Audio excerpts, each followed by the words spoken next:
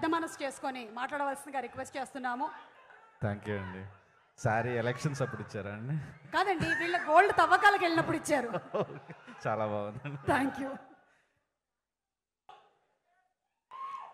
Sir. Thank you sir. మిమ్మల్ని చూడటం చాలా ఆనందంగా ఉంది Vikram sir. Like very big fan of you. Ranjith sir, మీకు కూడా చాలా పెద్ద ఫ్యాన్. ఒక 2 నెలల క్రితం, తెలుగులో చెప్తాను సార్, అందుకు మా వాళ్ళకి అర్థం అవటానికి. ఒక 2 నెలల క్రితం నేను ముంబైలో బేబీ హిందీ చేస్తున్నప్పుడు జ్ఞానవేల్ సార్ ఈ ఫిలిం మాకు ఒక 10-15 మినిట్స్ ఫిలిం చూపించారా. మైండ్ పోయింది అసలు. ఇది వేరే లెవెల్ సినిమా. మీరు చూస్తున్నది అంతా కొంత పర్సంటేజ్ అంతే. ఇది తీయటానికి, ప్రొడ్యూస్ చేయడానికి, డైరెక్ట్ చేయడానికి, యాక్ట్ చేయడానికి చాలా చాలా గట్స్ ఉండాలి. ఇది వెరీ వెరీ వెరీ ఒక గ్రేట్ ఫిలిం కాబోతోంది. ఒక గట్ ఫీలింగ్తో చెప్తున్నాను. జ్ఞానవేల్ సార్, ఆ రోజు నేను చూసిన దగ్గర నుంచి లైక్ మీరు ఎలా చేస్తారు ఇంత పెద్ద పెద్ద projects. I love your gut sir. పెద్ద డైరెక్టర్కి ఇలాంటి ప్రొడ్యూసర్ ఉండాలని కోరుకుంటున్నానండి.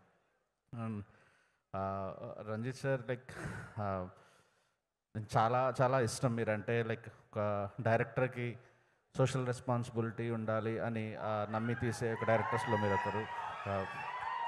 Very big fan of you. Yeah.